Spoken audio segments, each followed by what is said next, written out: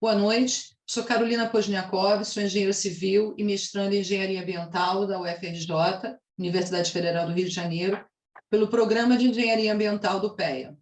Vou fazer uma breve apresentação sobre uma das oportunidades de ganho ambiental no cultivo do bambu, que é ser um excelente bioma sequestrador de gás carbônico. O bambu é um vegetal com mais de 200 milhões de anos, mais de 1.300 espécies e ocupa aproximadamente 3% das florestas do planeta. É um material muito versátil, ecológico, tendo vasta distribuição pelo território brasileiro. O Brasil é detentor de uma das maiores reservas naturais de bambu do mundo, fica na América do Sul Ocidental, atingindo os estados do Amazonas e Acre, e também os países vizinhos, Bolívia e Peru. Estruturas anatômicas. Na estrutura anatômica do bambu, o colmo é um material com formato similar a um tubo oco, formado por nós e parede. A distância entre os nós e a parede, os nós e a sua espessura interna, normalmente não é homogênea. Quanto menor as distâncias entre nós, maior será a presença de nós e, consequentemente, o colmo terá maior resistência à compressão e elasticidade, o que o torna uma estrutura mais rígida no sentido transversal. O processo produtivo do bambu inicia na extração do vegetal e segue até a eliminação de seus resíduos, passando por vários processos de acordo com a utilização do mesmo. A escolha entre o descarte e a reciclagem de seus resíduos está diretamente ligada ao tipo de tratamento que o vegetal sofreu durante seu ciclo de vida. Os colmos de bambu podem ser descartados na natureza quando seu tratamento é feito com métodos pouco agressivos, de forma que o colmo seria decomposto por micro-organismos, fechando o ciclo. A reciclagem já é utilizada para o caso do tratamento utilizado no bambu ser mais agressivo, podendo ser processado e utilizado na produção de compósito para sua reutilização como matéria-prima, como na produção de aglomerados. A figura são apresentados a ação do CO2 como responsável pelo efeito estufa e a relação do aumento da emissão desse gás com o aquecimento global, respectivamente. Podemos considerar como exemplo dos problemas globais mais urgentes a serem solucionados as chuvas ácidas, a destruição da camada de ozônio e o efeito estufa. Falando um pouco do efeito estufa, as alterações climáticas globais são geradas pelo aumento da concentração de gases causadores desse efeito. O dióxido de carbono, metano, óxido nitroso, entre outros, presentes na atmosfera.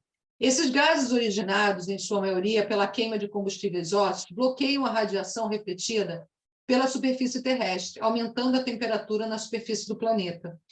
Uma das propriedades físicas do bambu é a capacidade de sequestrar o dióxido de carbono, CO2. 1 hectare de uma plantação de bambu pode armazenar cerca de 1.000 toneladas de CO2. O processo de sequestro acontece desde o início do ciclo de vida da planta, passando pelo seu crescimento até o fim da sua vida útil. O bambu absorve dióxido de carbono e libera 35% de oxigênio a mais do que outras árvores na natureza. Devido à sua velocidade de crescimento, o bambu sequestra o gás carbônico em uma velocidade muito maior do que o eucalipto, por exemplo. Na construção civil, por exemplo, a fase de processamento do cimento é a maior responsável pelo consumo de recursos energéticos e hídricos, além de emitir grandes quantidades de CO2.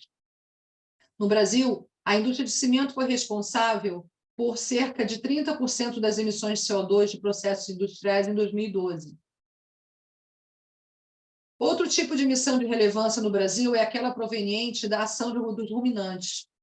O Brasil é um detentor de maior rebanho bovino comercial do mundo. A figura representa o caminho de formação de gás metano dentro de uma vaca. As setas indicam que, a partir da vegetação consumida, representada por um ramo de grama verde, haverá liberação de gás metano, representado pelos círculos laranja.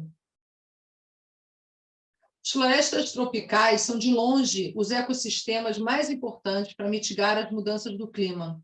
Coletivamente, elas sequestram mais carbono da atmosfera do que as florestas temperadas ou boreais, mas elas estão enfrentando crescente desmatamento por conta da expansão agrícola do mundo. As 3 maiores florestas tropicais estão localizadas na Amazônia, na bacia do Rio Congo e Sudeste Asiático.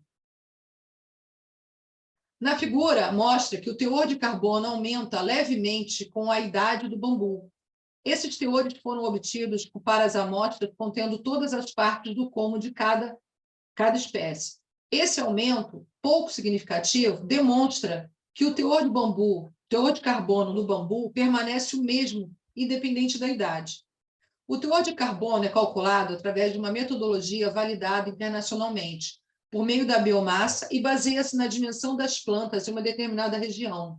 É um cálculo pouco científico e sugestionado por diversas razões, como a taxa de luminosidade, a temperatura da região analisada, a idade da planta e a influência de outras plantas na região estudada. Esse cálculo consiste em selecionar uma determinada área de uma floresta ou plantação e apontar as medidas de tamanho e peso de todo vegetal apresentado naquela região. No caso do bambu, considera-se os colmos, folhas, galhos, inclusive raízes. Na sequência, é utilizada uma equação matemática que resultará na quantidade de carbono naquela região. O carbono sequestrado e armazenado na biomassa do bambu só se perde quando há queima da planta ou quando ela se decompõe. Quando transformamos o bambu em produtos, estamos armazenando o carbono e minimizando os problemas ambientais. Essa comparação entre pinos e eucalipto, mesmo que a porcentagem de carbono do pinus, do eucalipto, sejam parecidas à porcentagem de carbono armazenada pelo bambu, e se as espécies forem colhidas no tempo certo de colheita e armazenadas, ao longo de 15 anos teremos armazenadas cerca de 14 toneladas de carbono pelo pinus, 35 toneladas pelo eucalipto e 154 toneladas de carbono pelo bambu. Fazendo os mesmos cálculos para o pinus e para o eucalipto, tem-se que o pinus sequestra por ano uma média de 47 toneladas de CO2 e o eucalipto 63. Essa diferença justifica a hipótese do bambu ser um eficiente sequestrador de carbono. Observando a taxa média de produtividade de cada espécie, tem-se que a média de produção do pinus é 30 toneladas por hectare por ano, do eucalipto 40 toneladas por hectare por ano e do bambu 50 toneladas por hectare por ano. Supondo uma área onde os 3 tipos de plantas são plantadas ao mesmo tempo e em 2 anos poderá ser feito o primeiro corte do bambu, em 7 anos o primeiro corte do eucalipto e em 15 anos o primeiro corte de pino, ainda o replantio do bambu se dá por mais de 100 anos, novos brotos surgem espontaneamente a cada ano. O pinus é replantado após cada corte, isto é, a cada 15 anos. O eucalipto rebrota após o corte, porém deve ser replantado depois de 4 ciclos, assim sendo, no 28º ano. Se a média de produção do bambu é 50 toneladas por hectare por ano, e a colheita pode ser feita bienalmente, a cada colheita estamos armazenando cerca de 45% de carbono por espécie. Aqui, na Constituição Civil, o bambu sendo utilizado no lugar do aço, o chamado bambu creto. O bambu possui a resistência boa e a diferentes forças e um peso específico reduzido, o que minimiza o investimento em seu manuseio e seu transporte, beneficia a sua utilização no lugar do aço, por exemplo. Só na emissão de CO2, no transporte, o impacto do aço é 16 vezes maior que o do bambu. E no que se refere ao consumo de energia no processo de produção, a do aço é 50 vezes superior. As exigências de manufatura do aço, em relação a derivados do bambu, são muito mais elevadas e, em relação à liberação de gás do efeito estufa, os valores do aço são mais de 500 vezes maior que o valor do bambu. Logo, a substituição se torna relevante tanto no âmbito sustentável, desde a plantação, com a captura de CO2 e liberação de O2, até a economia, pois a aplicação do bambu em paredes, pilares e vigas apresenta uma redução de 40% do custo da obra, comparando com a mesma feita em alvenaria convencional. Dificuldade, sim, nós temos. Temos um mercado incipiente, com pouca demanda e oferta, irrisório quando comparado com o das florestas plantadas no Brasil. Por ter pequena oferta e um apelo estético único, os preços praticados no mercado muitas vezes são altos principalmente quando o bambu é usado em arquitetura e construção.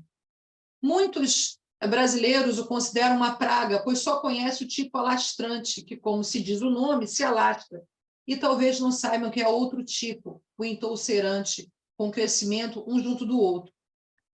Existe a necessidade de promover um maior conhecimento sobre o bambu para mudar a cultura sobre essa espécie entre os fabricantes do setor de celulose e papel.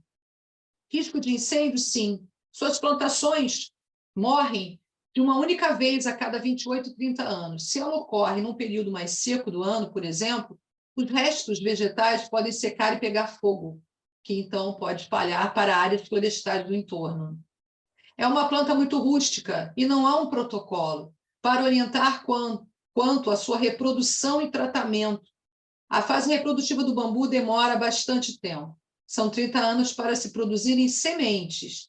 Por isso, seu cultivo se dá melhor por micropropagação.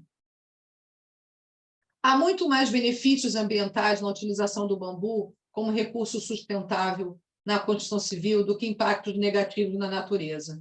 O que se precisa ressaltar é a conscientização e mudanças culturais de que algo precisa ser feito para tornar a construção civil mais sustentável na utilização desse material, que causa menos impactos ambientais. Então, eu deixo a pergunta, uma reflexão. Por que não utilizar o bambu? Eu fico por aqui, agradeço muito a participação nesse congresso e deixo um até breve. Obrigada. Carolina, muito obrigada pela sua apresentação. Há alguma questão aqui que queiram colocar?